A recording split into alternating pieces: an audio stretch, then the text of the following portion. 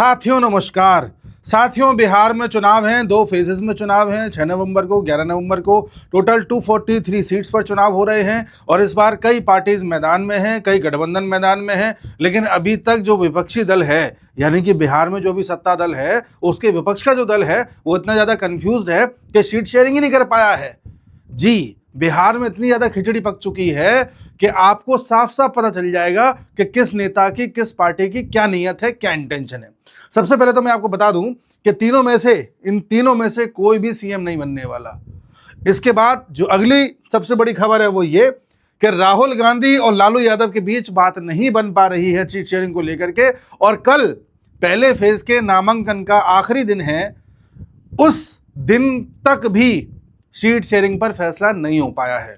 पिछली बार 2020 में कांग्रेस 70 सीटों पर लड़ी थी और 19 जीती थी। इस बार कांग्रेस कह रही है कि हमको कम से कम 60 सीटें तो चाहिए। आरजेडी कह रही है, लालू प्रसाद यादव की पार्टी कह रही है कि हम आपको 52 से ज़्यादा नहीं देंगे। कांग्रेस कहती नहीं 60 चाहिए, और कांग्रेस ये भी कह रही है कि हमको इन स्थानों पर चाहिए जहां हमें जीतने के चांसेस ज़्यादा हैं। लालू यादव कह रहे हैं नहीं हम ये नहीं दे सकते। इस बात को लेकर के खींचातान हो रही है। राहुल गांधी से मिलने के लिए आरजेडी ने अपना एक लोकल नेता भेज दिया। अब राहुल गांधी जैसा आदमी जो विदेशों में घूमता है, जो इतना बड़ा आदमी है, वो किसी लोकल नेता से क्यों मिले? फिर फोन पे बात हुई लालू जी से, फिर भी बात नहीं बन पाई। तो एक तरफ तो इनका कुनबा है, दूसरी तरफ एनडीए की अगर हम बात करें तो एनडीए ने अपनी सीटों का बंटवारा पहले ही कर लिया है। भाजपा 101 सीटों पर लड़ेगी, जेडीयू नीतीश कुमार वाली 101 सीटों पर लड़ेगी। रामविलास पासवान जी की जो पार्टी है, जो चिराग पासवान की पार्टी है, 29 सीट्स। राष्ट्रीय लोक मोर्चा 6 सीट और हिंदुस्तानी आवाम मोर्चा 6 सीट। इस तरह से सीटों का बंटवारा किया गया है। एनडीए ने सीटों का बंटवारा किया तो है, 243 टोटल सीट्स हैं। मान लो 122 सीटों पर बहुमत है। बीजेपी पूरा प्रयास करेगी कि उसकी ज्यादा से ज्यादा सीटें आए। 101 सीटों पर लड़ रहे हैं तो कोशिश करेंगे कि 90 सीटें जीत जाएं, जैसा महाराष्ट्र में किया था। क्योंकि बीजेपी इस बार सीएम अपना बनाना चाहती है, नीतीश कुमार सीएम नहीं बनेंगे। और बीजेपी ये भी जानती है कि जेडीयू की कितनी सीटों का घाटा करवाना है और कितना फायदा करवाना है, जिससे कि मेन प्लेयर हम बने रहें। आप कहेंगे कि ऐसा क्या संभव थोड़ी है, वहां तो इतनी सारी पार्टीज हैं। ध्यान रखिएगा, जहां ज्यादा पार्टीज होती हैं वहां पर बीजेपी को फायदा होता है। यूपी में आप देखिए, मायावती जी मजबूती से लड़े, समाजवादी पार्टी मजबूती से लड़े, थोड़ा बहुत कांग्रेस भी दम दिखा दे और बीजेपी भी मैदान में हो, तो बीजेपी एक तरफा जीतती है। बीजेपी यही चाहती है कि यहां पर मल्टी पार्टी कॉन्टेस्ट हो जाए और ढंग से हो जाए। और आप जानते हैं कि बिहार में ओवैसी भी दम रखते हैं। पिछली बार 5 सीटें ले आए थे, तो जरूरी नहीं है कोई सीटें लाए या ना लाए। अगर आपका वहां पर थोड़ा बहुत भी दम कम है, आप अगर दूसरों के वोट काटना जानते हैं, तब भी आप भाजपा को फायदा करा देते हैं। तो इस बार ओवैसी तो है ही, इस बार उनके साथ साथ आए हैं प्रशांत किशोर। प्रशांत किशोर अभी तक खुद कह रहे थे कि मैं भी चुनाव लड़ूंगा, लेकिन अब इन्होंने बोला है कि भाई मैं चुनाव नहीं लड़ पाऊंगा और चुनाव लड़ने से मना कर दिया है, क्योंकि इनको पता है कि मैं हार भी सकता हूं। और ये एकदम हार के साथ शुरुआत करना नहीं चाहते, ये किंग मेकर की इमेज बनाना चाहते हैं। समय के साथ उभर के आएंगे, लंबा खेल रहे हैं।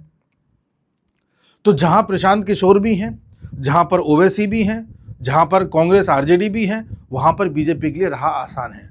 बीजेपी के लिए राह आसान और क्यों है? इसलिए है क्योंकि उनका सारा कुछ क्लियर है। मैनिफेस्टो क्लियर है, उनकी रैलियां स्टार्ट हो गई हैं। योगी जी की आज रैली थी 2 जगहों पर। उनके मुद्दे क्लियर हैं, वो स्टेट के मुद्दे और राष्ट्रीय मुद्दे अलग रख के चल रहे हैं। उन्होंने एसआईआर करा ली है। एसआईआर का मतलब जितने भी फेक वोटर्स थे उनको छांट लिया है, और फेक वोटर किनको फायदा पहुंचाते थे ये हम भी जानते हैं। तो इस तरह से कई सारी चीजें बीजेपी के पक्ष में चली गई हैं। वहां पर सीट शेयरिंग बिल्कुल क्लियर है, स्पष्ट है, कोई कंफ्यूजन नहीं है। और दूसरे खेमे में अभी तक कंफ्यूजन है सीट को लेकर के। दूसरे खेमे में दूसरा कंफ्यूजन ये है कि राहुल गांधी को ऐसा लगता है कि मैंने वोट चोर अभियान चलाया था, उसके बाद सब लोग मुझसे जुड़े हुए हैं, तो मेरी बात को तवज्जो दी जाए। उधर लालू के परिवार को यह लगता है कि भाई स्टेट के मुद्दे अलग होते हैं, राहुल गांधी तो बिल्कुल नेशनल मुद्दों को हाईलाइट कर रहे हैं। राहुल गांधी अपनी नेशनल इमेज बनाना चाहते हैं, वो चीज़ बिहार में नहीं चल सकती। बिहार में तेजस्वी की बात सुनी जानी चाहिए। तो तेजस्वी का अपना ईगो है, राहुल गांधी का अपना ईगो है। वो कहते हैं कि मेरे मुद्दे ज़्यादा चल रहे हैं, तेजस्वी कहते हैं आपके मुद्दे बिहार में है ही नहीं। इस बात को लेकर के कन्फ्यूजन चल रहा है। तो जब तक नेताओं में स्पष्टता नहीं होगी, तब तक नीचे का जो काडर होता है वो कॉन्फिडेंट महसूस नहीं करता। ये एक सबसे बड़ी कमी है इनकी। उसके अलावा मोदी जी की माँ को गाली देना, मोदी जी पर डायरेक्ट हमले करना, ये चीज़ प्रशांत किशोर ने भी कई बार बोली है कि अगर आपको मोदी जी को हराना है तो उन पर डायरेक्ट हमला मत करो, और यही चीज़ इनके मंचों से बार बार हुई कि इनके विपक्षी दलों के मन से, तो ये भी एक नेगेटिव जा रहा है। उसके अलावा एक खबर और चली साहब, जो आज योगी जी ने भी दोहराई है। देखिए, एनडीए की सीटें फाइनलाइज हो गई हैं, जो मैंने आपको बता दी है। इसके अलावा आज योगी जी ने भी एक बात कही कि कांग्रेस और आरजेडी चाहते हैं कि फेक वोटर बढ़े रहें। अब ये फेक वोटर क्या है, और एक बुर्के का मुद्दा भी चल रहा है। हुआ ये है कि एसआईआर हुई जिसमें फर्जी वोटर को छांट लिया गया, तो पहली बात तो कुछ नेता उसके साथ अपने आप को सहमत ही नहीं मान रहे हैं। ममता बनर्जी तो यहां तक कह रही हैं कि मैं इसे बंगाल में होने ही नहीं दूंगी। अब बताइए, अगर ये छांटा जा रहा है कि कौन फर्जी वोटर है, कौन ऐसा है जो गुजर गया है, कौन ऐसा है जो दूसरे स्टेट में चला गया है, अगर इस तरह की छटाई हो रही है तो इससे तो अच्छा ही है ना लोकतंत्र के लिए। इसमें अगर वोटर छटेंगे तो सभी पार्टी के छटेंगे, लेकिन आप इसके विरोध में हो, इसका मतलब आपको कुछ फर्जी वोट चाहिए होते हैं। इसके विरोध में हर विपक्षी पार्टी रही है। चलिए, ये भी एक बात है। उसके अलावा एक बात और निकल के आई है कि इलेक्शन कमीशन ने कहा है कि जो भी वोटर्स होंगे जो बुर्का पहन के आएंगे महिलाएं, तो महिलाओं के बुर्के में पहचान करने की जिम्मेदारी दी जाएगी आंगनवाड़ी वर्कर्स को, जो महिलाएं होती हैं। आंगनवाड़ी वर्कर्स बुर्के वाली महिलाओं का चेहरा देख करके ये पहचानेंगी कि ये जेन्युइन वोटर हैं या नहीं, उसके बाद ही वोटिंग के लिए आगे जा सकती हैं।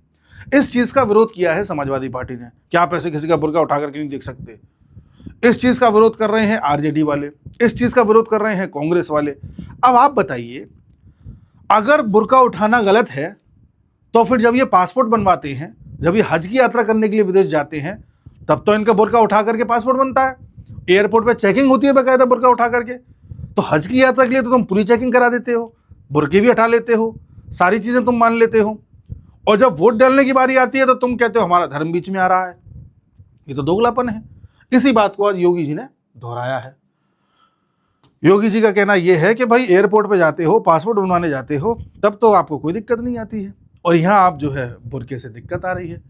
अब इसमें योगी जी ये भी कह रहे हैं रैली के दौरान कि आरजेडी और कांग्रेस बार बार इस बुर्के के मुद्दे को बीच में लाना चाह रही है और इस पूरे चुनाव को हिंदू और मुसलमान का रंग देना चाह रही है, और ये बात सही भी।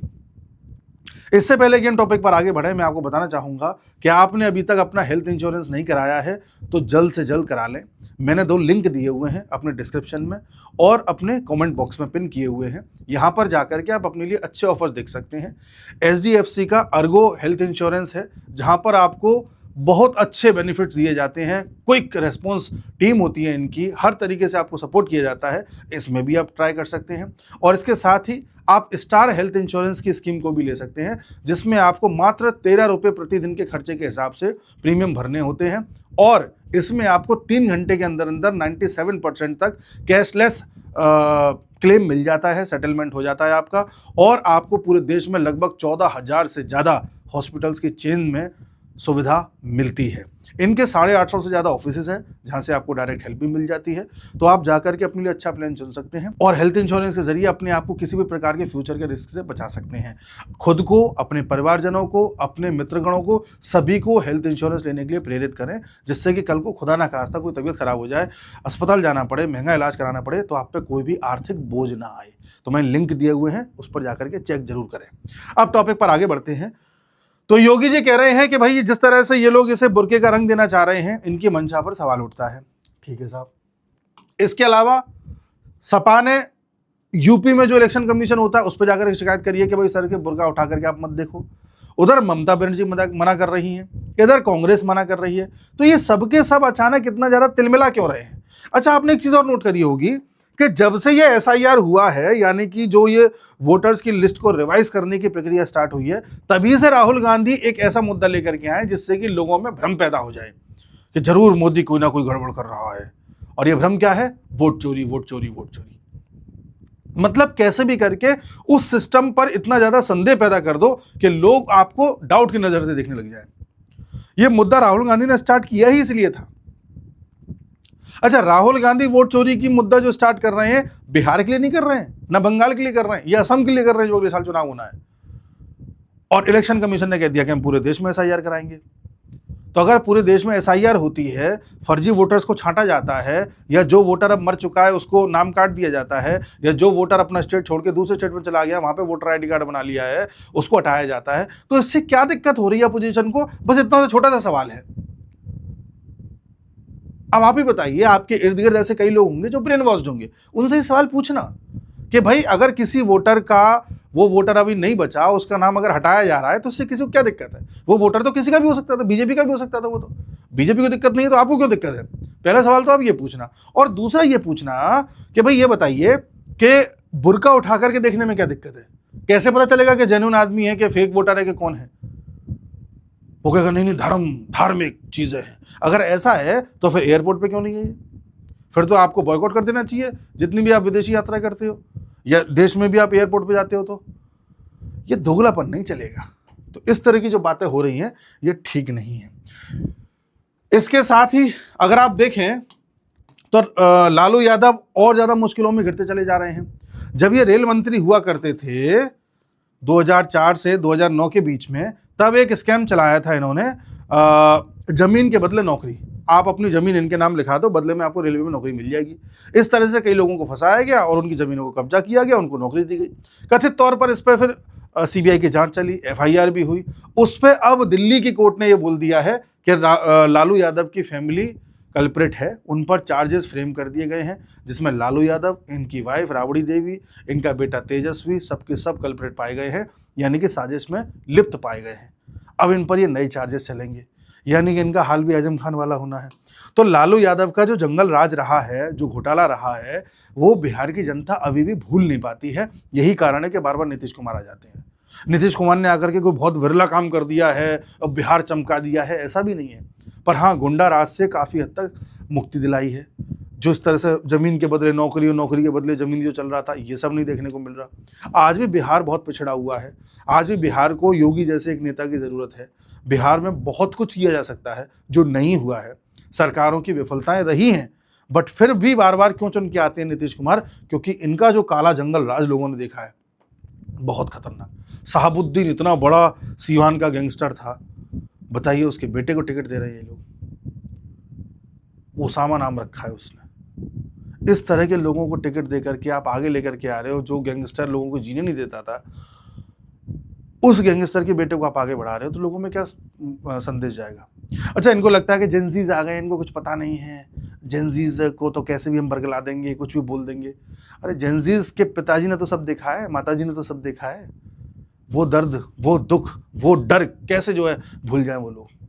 तो ज़्यादातर वोटर्स तो आज भी वही है। और बिहार का वोटर और बिहार के जो पॉलिटिकल माइंड्स हैं, बिहार के लोग पॉलिटिक्स बहुत अच्छी समझते हैं, बहुत अच्छी, बहुत मंझे हुए वो हैं, वोटर्स हैं वहाँ के। और विद द टाइम हुए ऐसे। फिर आप कहोगे इतने अच्छे हैं तो फिर बहुत अच्छे नेता क्यों नहीं चुनते? कारण ये है कि चुनने जाते हैं पर फिर भी एक सेक्शन हावी पड़ जाता है, जिसके कारण वहाँ पर फिर वो जातिवाद हावी हो जाता है और कुछ गलत नेता चुन करके आ जाते हैं। फिर भी लंबे समय से इनका सत्ता में ना आना ये बता रहा है कि वहाँ के लोग काफ़ी हद तक जो है जागरूक हो चुके हैं। हमारे यहाँ तो 2017 तक सपा रही है, तो यूपी में तो और लेट जागे हैं, यहाँ बहुत जल्दी जाग गए थे फिर भी। तो ये एक पूरा अंतर है। तो आने वाले समय में आप देखिएगा बीजेपी ऐसी बिसात बिछा रही है कि सबसे ज़्यादा सीटें उनकी आएँ और जेडीयू की सीटें कम आएँ और अंत में सीएम बीजेपी का बने। ऐसी स्थिति में आप कहेंगे कि हो सकता है नीतीश कुमार फिर केंद्र में समर्थन वापस ले लें। कितने ले जाएंगे? 12 ले जाएंगे एमपी। तो 12 एमपी को बीजेपी में आना कौन सी बड़ी बात है? नीतीश कुमार को पता है कि उनकी परतें खुल जाएंगी और मोदी को इस बात का कोई डर नहीं है कि मेरा केंद्र में समर्थन चला जाएगा। चला जाए, मिड टर्म इलेक्शन होने पड़ जाएंगे, हो जाए। आपको क्या लगता है इस बार अगर मोदी को वोट पड़ेगा तो क्या पहले जैसे पड़ेगा? तो सारे समीकरण बिठा करके ही बिसात बिछाई जाती है। देखते हैं आगे क्या होता है। मिलते हैं अगले वीडियो में, तब तक के लिए नमस्कार।